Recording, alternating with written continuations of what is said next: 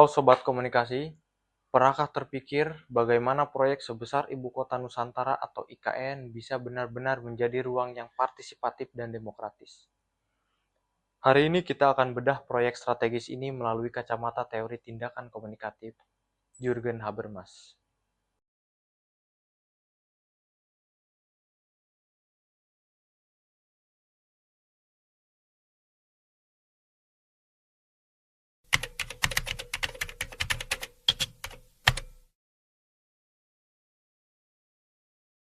Mari kita mulai dengan memahami inti pemikiran Habermas.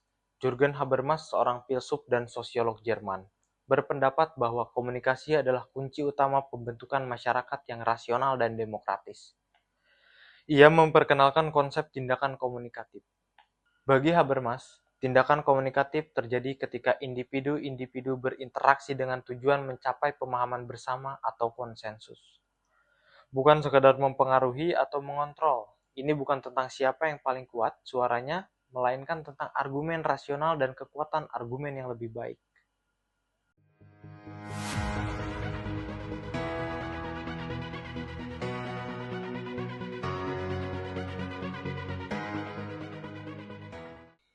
Dalam teori ini, ada 3 jenis klaim validitas yang harus dipenuhi agar komunikasi bisa berjalan optimal.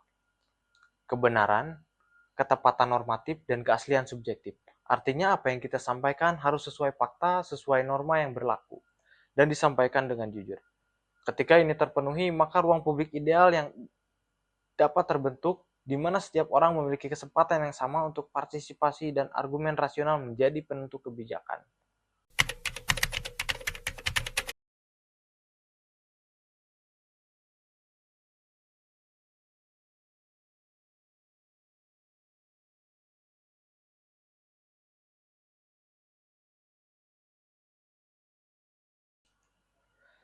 Nah, sekarang mari kita aplikasikan teori ini pada proyek IKN.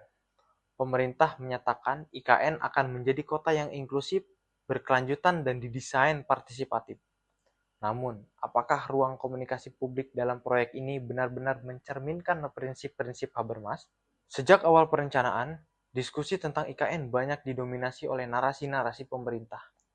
Meskipun ada forum konsultasi publik, pertanyaan besarnya adalah, apakah forum-forum tersebut benar-benar menjadi ruang di mana argumen yang lebih baik dapat muncul dan mengubah arah kebijakan, atau hanya sekedar sosialisasi satu arah?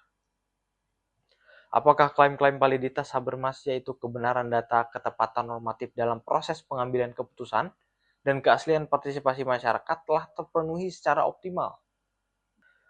Misalnya, dalam isu lingkungan dan dampak sosial, apakah data yang disajikan transparan dan dapat diakses semua pihak? Apakah norma-norma partisipasi yang diterapkan sudah benar-benar membuka ruang bagi suara-suara yang kritis, bukan hanya yang mendukung? Dan apakah setiap pihak, termasuk masyarakat adat dan organisasi non-pemerintah, benar-benar merasa bebas untuk menyampaikan pandangan mereka tanpa tekanan? Jika komunikasi didominasi oleh kekuasaan atau kepentingan tertentu, bukan oleh kekuatan argumen, maka menurut Habermas ini adalah bentuk distorsi komunikasi. Ruang publik menjadi terfragmentasi dan potensi konsensus yang rasional sulit tercapai. Proyek IKN yang begitu besar tentu membutuhkan partisipasi luas. Jika ruang komunikasinya tidak ideal, maka legitimasi dan keberlanjutan proyek bisa terancam. Maka, tantangan bagi IKN adalah bagaimana menciptakan ruang komunikasi publik yang benar-benar Habermasian. Ruang di mana dialog rasional, saling pengertian, dan konsensus menjadi tujuan utama. Ini bukan hanya tentang membangun visi kota, tetapi juga membangun infrastruktur demokrasi yang kuat. Terima kasih sudah menyimak, sampai jumpa di video selanjutnya.